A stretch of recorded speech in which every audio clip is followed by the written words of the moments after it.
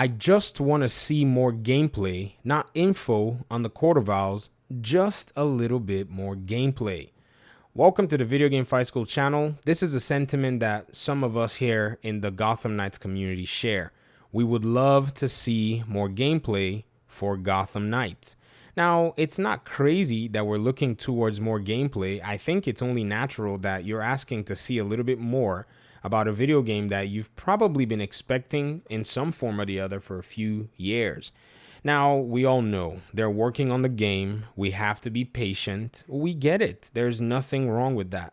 But I think, at the end of the day, you really want your development team to kind of show you that they're in the in the corner for you, that they're in your corner because you're in their corner as well. You're waiting for this game. Some people are saving. In fact, I can read some more comments about the commitment of some of the fans. Like, some people have said, man, I'm saving up to be able to get myself the next gen consoles just because of Gotham Knights. The fans and the audience members are amazing. You guys are watching these videos, you're having these conversations on this channel. It only goes to show that there is something that people are looking forward to in terms of this game. So what are some of these other things that fans want in terms of Gotham Knights? And we're looking forward to hopefully a Video Game Awards reveal or continuation of the reveal that they're doing. And I think it's quite easy to narrow it down. First of all, I think fans want to see gameplay. Gameplay is a big deal in a lot of video games. You're able to look at the gameplay and start to form your opinion.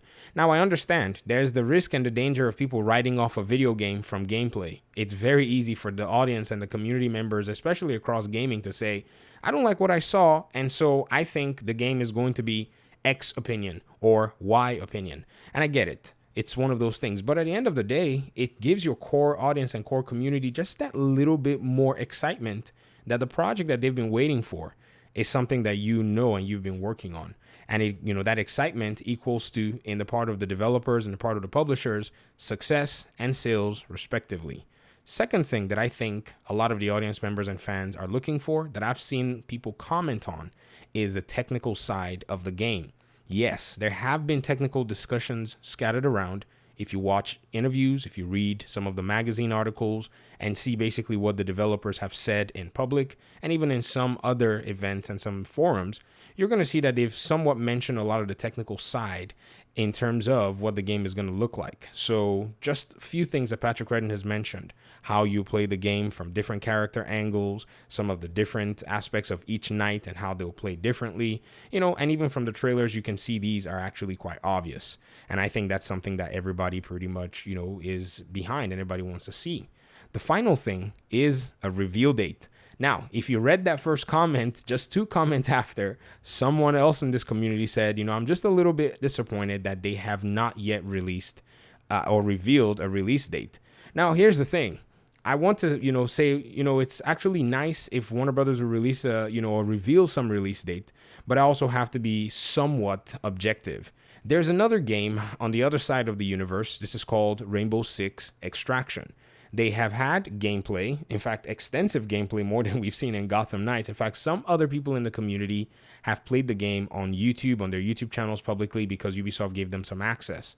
And we've seen what this game is about. Now, you know what's interesting? The Rainbow Six Siege community who plays the PvP do not necessarily want to, in many cases, back this content, but it doesn't matter. But here's one thing. Even with all the extensive gameplay, there seems to not necessarily be all of the details in terms of the technicality and the other aspects that have been revealed for that game just yet. And the game already is being touted to be released in January. So I guess in video game world, not every studio hits the mark and gets it 100% correct. And this is, to me, the little bit of, I would say, benefit of the doubt that I'm giving to Warner Brothers Games Montreal in this particular situation. But here's the thing. Even with the benefit of the doubt, the clock continues to tick.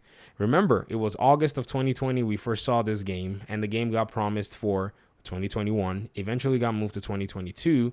Now we're approaching the winding down of 2021, and once January finally arrives, these questions are going to continue to press on if they are not yet answered. But I still believe that there are opportunities for the questions to be answered. And that's, like I said, the Video Game Awards. Hopefully, they're able to bring forward some announcement that pretty much helps ease a lot of these tensions in the community. Now, again, I also want to go ahead and address the side of people who may say, gamers, sometimes we get really impatient. And I understand. I get it. I think what's happening here is this particular franchise and the entire DC catalog is really big. It's quite huge. There are different aspects to it. And even from a business perspective, I just want to say that I somewhat do understand. In fact, if you think about it, one of the reasons why our complaints or concerns about DC seems to be, in a sense, unfair or sometimes even merited, I mean, depending on how you look at it, is because DC tries their best to continue to do all of these different things by themselves. Think about it. They have their movie IPs, they have their animated series, they have their comics, they have their, cinematics, they have their TV shows. And at the same time, they have to also field gaming in light of all of that, which gaming takes so much time than all these other things. You can do your movie shoot in a short period of time, then you can actually release a video game. I mean, obviously, look at how many other Warner Brothers titles and other Warner Brothers supported IPs have released in the cinematic and in the animated compared to, say, even the games. So this is something that's very interesting. Again, there have been business decisions as well that have also influenced all of this. If you go back and look at the mergers, you look at the whispers that were within the ecosystem of gamers, where people were asking, is Microsoft going to be buying Warner Brothers? And they had floated that idea. And then after that floating of the idea, it happened to be that, Warner Brothers Entertainment eventually got some kind of an interesting merger where AT&T and Discovery kind of took different parts of it over.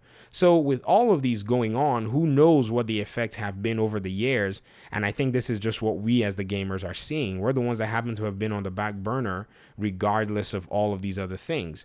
And maybe the new management don't necessarily realize how important the gaming side of things are. And so they haven't necessarily added any catalyst or at least tried to move these gaming IPs forward.